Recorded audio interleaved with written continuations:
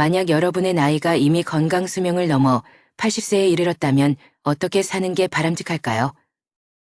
지금은 100세 시대라고 할 만큼 수명이 길어진 것은 기쁜 일일 수도 있겠으나 실은 조금 걱정되는 점도 있습니다. 왜냐하면 많은 고령자들이 오래 살아야 한다는 강박에 사로잡혀 있기 때문인데요. 여러분은 다음 문항을 보시면 어떤 생각이 드시나요?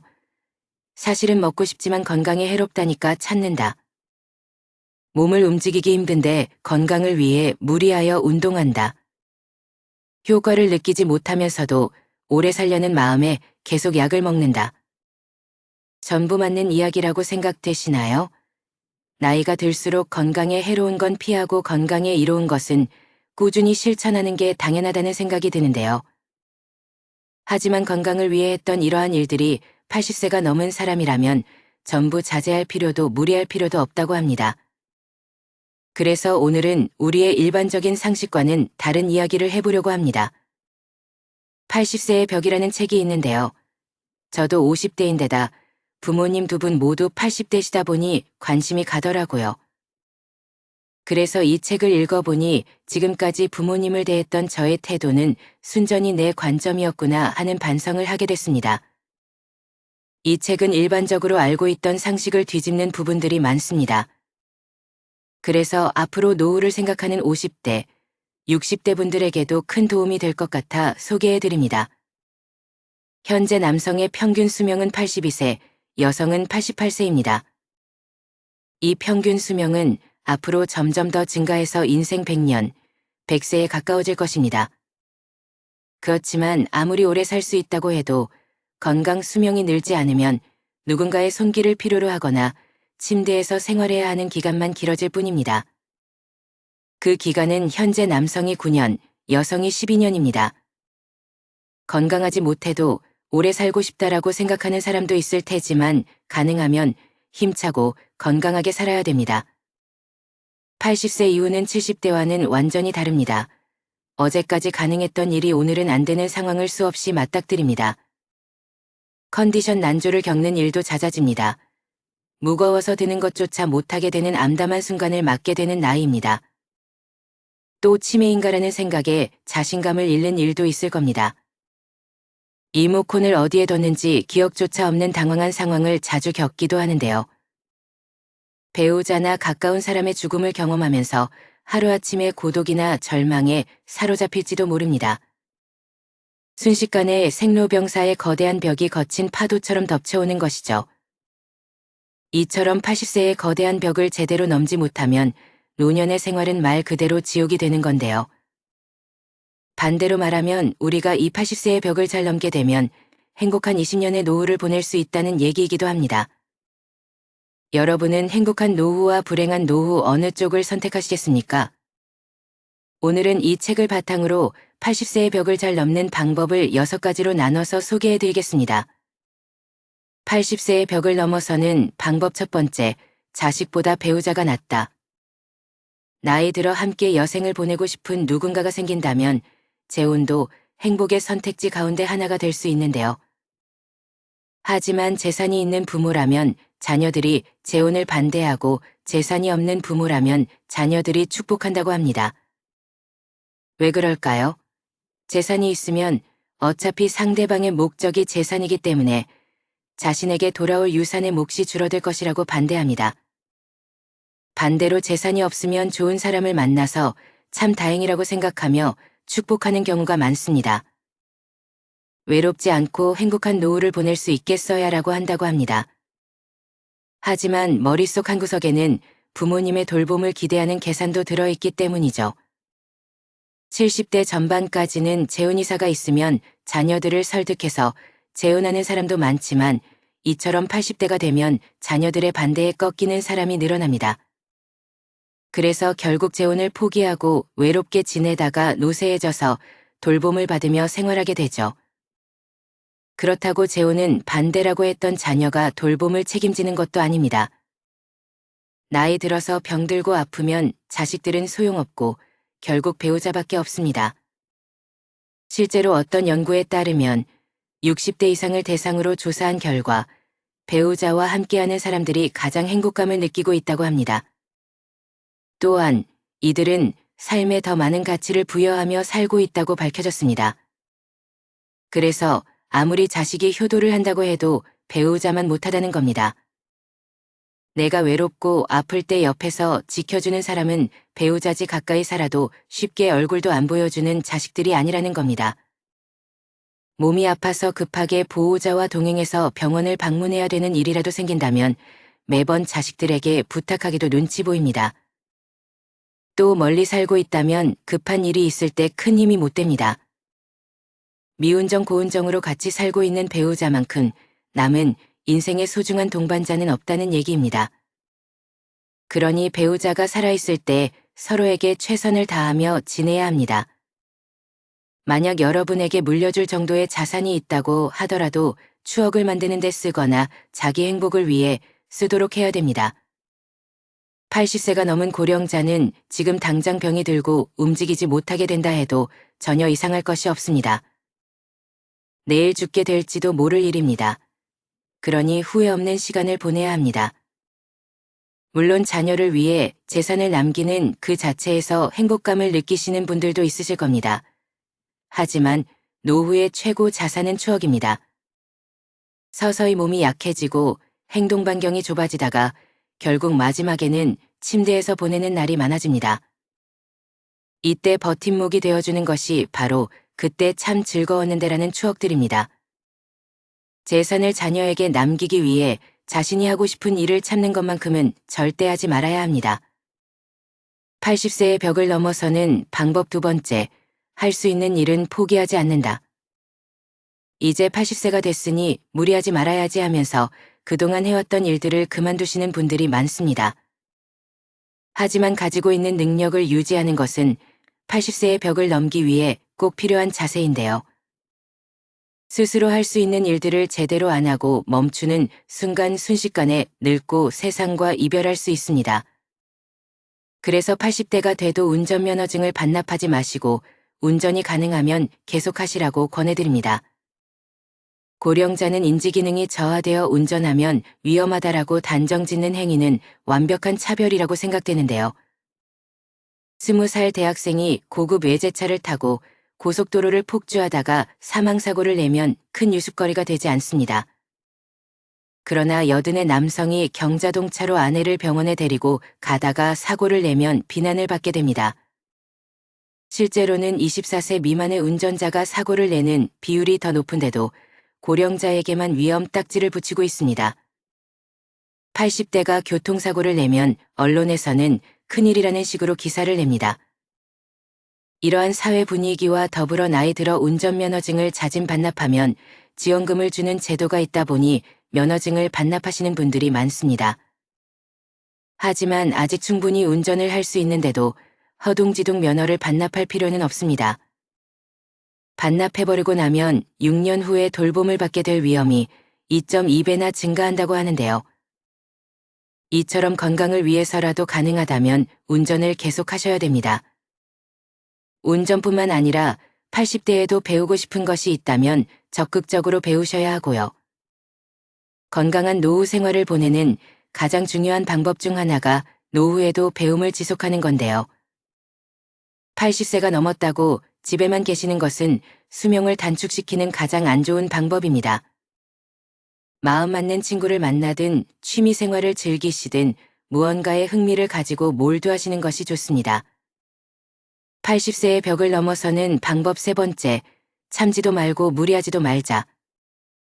80세가 넘어 사망한 사람을 부검하면 대부분 몸에서는 암이, 뇌에서는 알츠하이머 병변이 발견된다고 합니다. 하지만 생전에 이러한 사실을 몰랐던 사람도 적지 않습니다.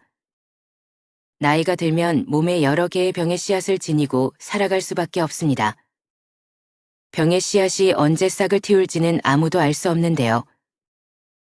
오늘은 건강하다가도 노년에는 당장 내일 환자가 되기도 하고 눈을 뜨지 못할 수도 있습니다. 그렇기 때문에 80세가 넘으면 현실을 그대로 받아들이고 내일 당장 생이 끝난다 해도 후회가 남지 않는 시간을 보내시는 것이 가장 중요한데요. 80 이후 참거나 무리하지 않기는 후회 없는 노후를 만드는 가장 중요한 방법입니다. 저희 어머니는 맵고 짠 자극적인 음식을 좋아하시는데요. 건강을 생각해서 제발 드시지 말라고 잔소리를 많이 하는데 그때마다 먹고 싶은 걸 먹지 못하시니 스트레스를 많이 받으시더라고요.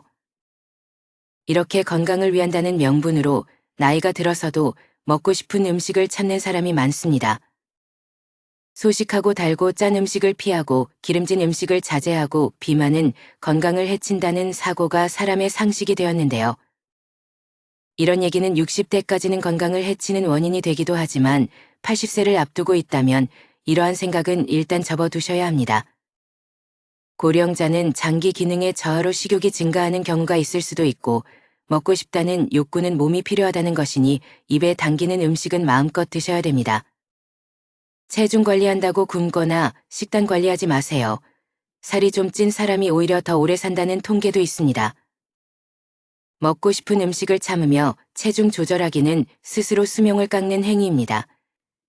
채식이 좋다고 매일 풀만 드시지 마시고요. 나이 들수록 단백질 섭취가 가장 중요하기 때문에 고기를 많이 드셔야 합니다. 그럼 여기서 술이나 담배는요?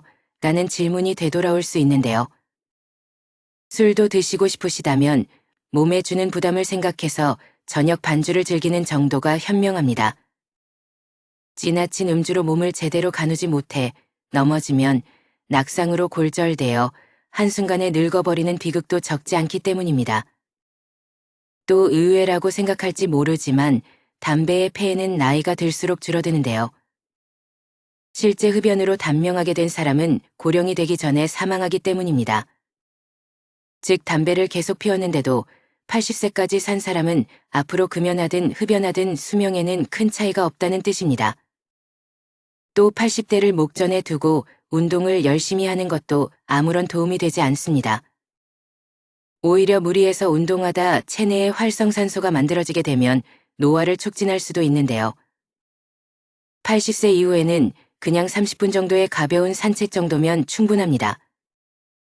80세의 벽을 넘어서는 방법 네 번째, 건강검진을 받지 말자. 지금 80대는 건강검진 초기 세대로 건강검진을 절대시하는 경향이 있습니다. 물론 건강검진은 60대 정도까지는 큰 도움이 되겠지만 80세가 넘은 고령자에게는 그다지 도움되는 것이 없습니다. 80대를 목전에 두고 건강검진을 받아보면 정상으로 나오는 수치보다 비정상으로 나오는 수치가 더 많은 것이 일반적입니다. 건강검진에서 정상 수치라는 것은 평균치에 가깝다는 얘기입니다. 비정상 수치는 그 범위를 넘어 지나치게 높거나 낮은 사람을 말합니다. 수치는 본래 사람마다 다릅니다. 우리가 이 평균의 함정에 빠져서 사는데요. 체질이나 환경에 따라서도 다르고 나이에 따라서도 다르며 체형이나 생활습관에 따라서도 다릅니다. 어디까지가 정상이고 어디까지가 비정상인가가 문제가 아니라 정상치라도 병에 걸리는 사람이 있고 비정상치라도 병에 걸리지 않는 사람이 있다는 겁니다. 80세가 넘어서도 문제없이 사는 사람은 그 자체가 건강하다는 증거입니다. 다시 말해서 정상이라는 증거죠. 그런데 의사가 환자를 보지 않고 수치만 보고서 진단을 내린다면 어떻게 될까요? 정상치에 맞추도록 약을 처방한다면 답은 명확합니다. 환자는 지금의 건강과 기력을 잃게 됩니다. 몸 상태가 그 수술을 견딜 만큼 건강하지 않은 상태에서 수술을 하니 암세포는 없앴더라도 건강이 나빠져서 그때부터 누워서만 지내게 되는 거죠. 특히 80세가 지난 고령자는 수술할 필요가 없습니다.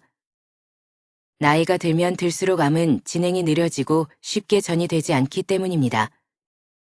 그렇기 때문에 허투루 손 떼기보다는 지켜보는 편이 낫습니다. 사실 발견하지 못했을 뿐 훨씬 이전부터 암을 지닌 채 살아왔고 앞으로 서서히 진행되겠지만 한순간에 나빠지는 일은 거의 없기 때문입니다. 아시다시피 암 치료는 간단하지 않습니다. 수술이든 화학치료든 몸에 심각한 부담을 줄 수밖에 없는데요. 체력이 크게 떨어지는 80세 이상의 고령자는 평소 생활로 되돌아가지 못할 확률이 높다는 걸 명심하셔야 됩니다. 80세의 벽을 넘어서는 방법 5번째, 자기와 맞는 의사를 찾자. 80세의 벽을 넘으려면 얼마나 좋은 의사를 선택하고 얼마나 좋은 관계를 유지하느냐가 관건입니다. 그렇다면 어떤 의사를 선택해야 할까요? 좋은 의사를 구별하는 가장 손쉬운 방법은 약에 관해 이야기를 나누어 보는 것입니다. 본래 약은 몸 상태를 좋게 하는 것이 목적인데 처방해준 약을 먹고 몸 상태가 나빠진 것 같다고 해도 이건 좋은 약이니까 라는 식으로 반응하는 의사는 문제가 있습니다. 또한 약을 끊고 죽고 싶나요? 라는 태도를 보이는 의사라면 그 병원은 그만 다니는 편이 낫습니다. 교과서적인 수치와 검사 결과만 믿고 환자 개인이 느끼는 몸 상태는 생각하지 않는 의사입니다. 제대로 된 의사라면 다른 약으로 바꾸든 양을 줄이든 식의 후속 조치를 취하게 될 것입니다. 만약 그런 의사라면 좋은 주치의가 될 수 있습니다. 환자를 잘 섬기는 의사, 환자들의 말을 다 들어주는 의사는 좋은 의사라 볼 수 있습니다. 환자가 말할 때 차트나 들여다보고 환자가 묻는 질문에 마지못해 몇 마디 대답해주는 의사는 결코 좋은 의사가 아닙니다. 또 환자의 눈높이에서 환자가 궁금해하는 것을 성의껏 잘 설명해주는 친절한 의사인지도 확인해 보셔야 합니다. 자기 환자를 끝까지 책임지는 의사의 자세가 무엇보다 중요합니다. 투병이 시작되면 의사-환자 보호자는 2인 삼각경기를 하는 것처럼 서로 발을 묶고 완치를 향해 전진하는 관계가 됩니다. 그 중에서도 의사가 나 몰라라 하면 환자와 보호자는 절망하게 되겠죠. 이처럼 80대가 되면 나와 잘 맞는 의사를 찾는 것이 무엇보다 중요합니다. 내가 보내고 싶어하는 노후를 이해하고 거기에 맞는 방향으로 움직여주는 의사를 만나야 하는 거죠. 수술을 원하지 않는데 수술밖에 방법이 없다고 딱 잘라서 이야기하는 것은 의사 같지 않은 의사입니다. 진료받을 때마다 불편함을 느끼게 하거나 심리적 피로감이 들게 하는 의사라면 궁합이 맞지 않다는 뜻입니다. 나와 맞지 않는 의사에게 진찰받는 것은 말년에 지옥행 버스에 오르는 격이죠. 80세를 맞이하는 고령자에게 병원과 의사는 매우 가까운 존재입니다. 소중한 내 몸을 믿고 맡길 수 있는 의사를 만나는 것은 행운이라고 할 수 있습니다. 그렇기 때문에 조금 더 젊은 50대, 60대부터 이 병원, 저 병원 다니면서 널리 알려진 명의보다 나만의 명의를 찾는 일이 중요합니다. 80세의 벽을 넘어서는 방법 6번째, 약은 최소한으로 먹자. 나이 들수록 여기저기 안 아픈 곳이 없는데요. 그러면 병원 진료도 장기별로 과마다 진료를 받게 됩니다. 여러 과를 돌면서 진료를 받게 되면 문제는 많은 양의 약으로 드러납니다. 예를 들면 검사 결과 혈압이 높다며 순환기내과에서 혈압 강화제를 처방합니다.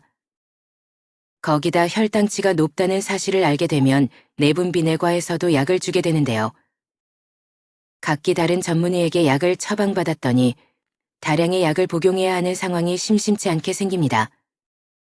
또 약의 종류가 많아질수록 중복약을 처방받을 확률도 높습니다. 예를 들어 소화 기능이 떨어지는 경우 약의 위장을 보호해주는 위장약이 처방됩니다. 그런데 다른 목적으로 처방된 약들과 함께 복용하게 되면 위장약이 중복으로 복용되는 셈이 됩니다. 위장약은 위산 분비를 억제해 약을 복용할 때 속쓰림 등을 방지해주지만 과도하게 섭취할 경우에는 장염이나 폐렴 위험이 커집니다. 또 순환기 전문의가 진료를 하고 나서 높은 콜레스테롤 수치를 약으로 낮추면 면역 기능이 저하되고 암이 진행되기 쉬우면서 감기나 독감에도 쉽게 걸립니다. 혈관계 이상으로 죽는 게 아니라 암이 진행되거나 폐렴으로 죽게 될 수 있는 거죠. 이렇게 되면 약이 되는 것이 아니라 독이 될 수도 있다는 사실을 기억하셔야 합니다. 이런 장기별 전문 진료 체계는 60대까지는 효과가 있지만 80대 전후에는 별로 도움이 되지 않습니다. 특히 고령자일수록 많은 약을 함께 쓰면 문제가 됩니다. 물론 꼭 먹어야 하는 약도 있으므로 모든 약을 끊을 수는 없지만 일상생활의 활동 수준을 방해하지 않도록 최소한에 머물러야 합니다. 머리가 아프면 두통약을 먹고 위가 아프면 위장약을 먹으면 됩니다. 필요할 때 필요한 만큼만 먹는 것이 약의 올바른 사용법입니다. 약을 계속 먹어야 오래 산다는 근거는 어디에도 없다는 사실을 기억하셔야 됩니다. 오늘의 영상 어떠셨나요? 80세의 벽은 높고 두꺼우나 벽을 넘는 방법 6가지를 소개해드렸습니다. 종합적으로 강조드리고 싶은 것은 싫은 걸 억지로 참지 말고 좋아하는 일을 하는 것입니다. 아무리 후회해도 지난 날은 돌아오지 않습니다. 내일 일은 아무도 모릅니다. 내일은 내일의 바람이 붑니다. 그것이 인생입니다. 그러므로 자신의 인생을 있는 그대로 받아들이기만 하면 됩니다. 어떤 것이라도 두려워하거나 걱정하지 마세요. 원하는 일을 하고 먹고 싶은 음식을 먹고 만나고 싶은 사람을 만나고 하고 싶은 말을 하면서 살면 됩니다. 이것이 행복한 노후와 불행한 노후를 가르는 기준입니다. 불량 노인이어도 됩니다. 사람 좋은 척하면 건강이 불량해집니다. 여태까지 사람들의 눈치를 살피고 사양하느라 하고 싶은 일을 참으며 살아오셨을 겁니다.